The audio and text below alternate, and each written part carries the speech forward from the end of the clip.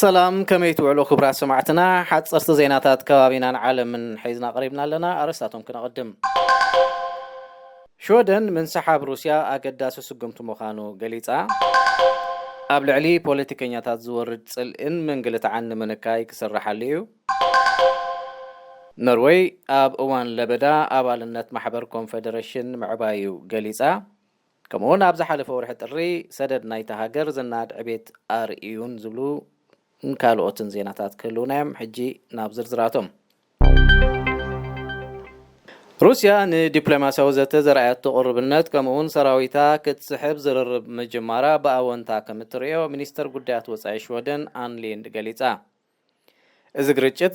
زفتحلو أزيو هاناس مرقاتيو انتخونا قنا مس مرقاتيوم بزسامع سراويت روسيا كابت بوتا كنسحب نرئيو لنا نكتبل ليند نراديو شودن أبزها بالتقال حبيرا መንግስቲ ሾደን ብዛዕባ ኣማል ዝገብሮ ወተሃደራዊ ስርሒት ዝገልጽ ዜናዊ ሓበሬታ ሎሚ ክፍንኡ ዝብል ተጽበይት እኳ እንተነበረ እዚ ክሳብ መጋቢት ሓደ ክመሓላለፍ ከም እተገብረ ተገሊጹሎ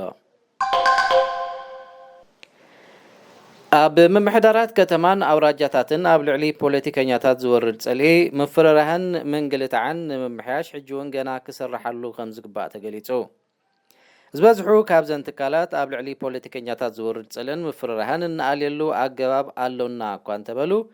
ዝያዳ ስጋታት ዝውገደሉ ኣገባብ ንምንዳይ ክስራሓሉ ከም ዝግባእ ማሕበራዊ መሓደርትን ዞባታትን ንሬድዮ ሾደን ኣብ ዝሃቦ ሓበሬታ ኣመልኪቱ ምስ ኣድመጽቲ ደዊልካ ኣብ ትዘራረበሉ እዋን ምስ ፖለቲከኛታት ጽልኢ ዘለዎ ሰብ ሃንደበት ይመጽእ እሞ ተጻብኦ ዝመልኦ ክትዓትን ምፍረራህን ክፍኑ ትርኢ ክትብል ኣመኻሪት ኖርኮፒን ሶፊያ ያርል ንኣገልግሎት ዜና ሬድዮ ሾደን ሓቢራላ ሰብ ኣምቡላንስ ነብሰ ምክልኻል ክመሃሩ እዮም ተባሂሉ ኣብ ዝሓለፈ ዓመት ሊንኮፒን ብጉጅለታት ጓሓላሉ ብርክት ዝበለ ጎነፅን ተኹስን ከም እተረኣየላ እዚ ድማ ሰብ ኣምቡላንስ ከምዚ ዝበለ ንህይወት ዘስግእ ኩነታት ምስ ዘጋጥሞም ብኸመይ ይዋፅሉ ንዝምልከት ናይ ነብሰ ምክልኻል ስልጠና ክወሃቦ ምዃኑ ሬድዮ ሾደን P4 ቻነል ኦስተር ጉትላንድ ሓቢራላ ኣብ ኖርዌይ ኣብ እዋን ለበዳ ኣባልነት ማሕበር ኮንፌደሬሽን ምዕባይ ተገሊጹ ኮንፌደሬሽን ሙያተኛታት ኖርዌይ ኣባላቱ ናብ 390,000 ምዕባዩን 8,500 ካብዚኣቶም ኣብ ዝሓለፈ ዓመት ጥራይ እተጸንበሩ ምዃኖም ተገሊጹ ዝበዝሐ ወሰኽ ኣባልነት ኣብ ማሕበር ትምህርትን ማሕበር ነርሳትን ኖርዌይ ከም እተመዝገበ ዝገለጸ መርበብ ሓበሬታ ኖርዌይ ቱዴይ ካብዘን ማሕበራት 4,500 ከምኡውን 2,100 ዝኾኑ ኣባላት ከም እተጸንበሩ እቲ ኮንፌደሬሽን ኣብ ዝሃቦ ጋዜጣዊ መግለጺ ሓቢሩሎ ኣባላትና ምውሳኽ ማለት ኣብዚ ስሉሳዊ ምትሕብባር ዘሎ ዓቕሚ ይውስኻሎ ማለት እዩ እዚ መሰረታዊ ኣሰራርሓ ሞዴል ኖርዌይ ክትብል መራሒት ማሕበር ራንግሂልድ ሌድ ገሊጻላ እዚ ማሕበር ኣብ ዝሓለፈ ዓመት ጥራይ ኣባላቱ ብ30,000 ምዕባዩ ውድብ ዕዮ ብሰኑይ ኣብ ዝሃቦ ሓበሬታ ኣረጋጊጹሎ ኣብ ወርሒ ጥሪ ናይ ዘለናዮ ዓመት ሰደድ ኖርዌይ ዝናድ ዕብየት ምርኣዩ ተገሊጹ ኣብ ዝሓለፈ ወርሒ ጥሪ ሰደድ ኖርዌይ ብ91.8 ቢልዮን ብምውሳኽ ካብቲ ኣብ ተመሳሳሊ ወርሒ ናይ ዝሓለፈ ዓመት ዝነበረ ኣታዊ ብዕጽፊ ክዛይድ ምኽኣሉን ናብ 160.4 ቢልዮን ምዕባዩን ተገሊጹ بمسارات كاب statistics نرويج ترخبة حدث تأهزات نرويج ناب هاجرات تتوقعه ب23 مئتاي توسيخو ناب سوسان شمونتن نت بشدشت بليون دولار عبيلا سدد تهاجر مستمساسالي ورحين عايز حلف عامة انكوادر بعث في بمعبايو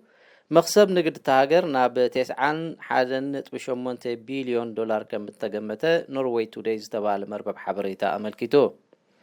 ዝበዝሐ ካብ ዝኣታዊ ካብ ባህርያዊ ጋዝ ክርከብ እንከሎ ድፍድፍ ነዳድን ካልኦት ሰደዳትን ነዚ ዕብየት ክርከብ ኣስተዋጽኦ ምግባሮም እቲ ማዕከን ዜና ወሲኹ ገሊጹ ፑቲን ንሕና ኩናት ኣይንደልን ኢና ክብል ገሊጹ መራሕቲ ጀርመንን ሩስያን ኣብ ሞስኮ ተራኺቦም ኣብ ዝገበሩ ወዘተ ቅልውላዊ ዩክሬን ዝዓበየ ኣጀንዳኦም ምንባር ተገሊጹ ኣብ ትርክብ ጉዳይ ቅልውላዊ ጸጥታ ኣውሮጳ ብዘተ ክፍታሕ ድሌት ከም ዘለዎ ፕሬዝደንት ሩስያ ቭላድሚር ፑቲን ገሊጹሎ ቻንስለር ጀርመን ብወገኑ ኣብ መንጎ ሃገራት ዘሎ ጉዳይ ብዘተ ምፍታሕ ክንክእል ኣዝዩ ኣገዳሲ እዩ ድሕሪ ምባል ምስ መራሒ ሩስያ ገጽን ገጽ ተራኺቡ ኣብዚ ጉዳይ ምዝታዩ ዝተሰምዖ ሓጎስ ገሊጹ ኣሎ። ክልቲኦም መራሕቲ ድሕሪ ዝልዝብ ኣብ ዝሃቦ ጋዜጣዊ መግለጺ ሾልዝ ኣውሮጳ ዳግማይ ናብ ኣህላቕ ኩናት ንኸይተኣቱ ኣድላይ ጻዕሪ ክንገብር ይግባአና ኢሉ። ጀርመን ሓንቲ ካብ ዓበይቲ መሻርክቲ ሩስያ ድሕሪ ቻይና ዝዓበየ ናይ ንግዲ መሻርክቲ ሩስያ ጀርመንያ ዝበለ ፑቲን ብወገኑ ክልቲኣተን ሃገራት ብሓባር ክሰርሓን እዚ ናይ ልዝብ ጻዕርታት ክንደፍኣሉ ኢና ንሕና ኩናት ኣይንደሊና ክብል ኣብሪሁሎ። ሩስያ ኣብ ዝመጽእ ወርሒ ንዩክሬን ኣይክትወርርን እያ ተባሂሉ። ሩስያ ኣብ ዝመጽእ ወርሒ ኣብ ልዕሊ ዩክሬን ወራር ክትፍጽም ትኽእል እያ ዝብል ዘረባ መሰረት ዘይብሉ ምዃኑ ልኡኽ ሩስያ ኣብ ሕብረት ኣውሮፓ ቭላድሚር ሺዞቭ ኣፍሊጡ። ጋዜጣ ኒውዮርክ ታይምስ ንገለ ስልያዊ ምንጭታት ኣሜሪካ ብምጥቃስ ሩስያ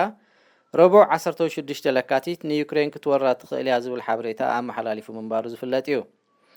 ሩስያ ንዩክሬን ክትወርር ምንም ባህጊ የብላን ክብል እቲ ልኡኽ ንደር ቬልት ኣብ ዝሃቦ ሓበሬታ ኣመልኪቱ። ኩነታት ኣብ ዝመጽእ ሰሙን ወይ ካብኡ ቀጺሉ ኣብ ዝህሉ ሰሙን ወይ እውን ኣብ ዝመጽእ ወርሒ ናብ ዝኸፍአ ዝዓርገሉ ምኽንያት የለን። ኣብ ኣህጉር ኣውሮጳ ረቡዕ መዓልቲ ዝጅመር ኩናት ሃልዩን ኣይፈልጥን እዩ ክብል ንዝተፈላለየ ትንተናታት ውድቕ ገይርዎ ኣሎ።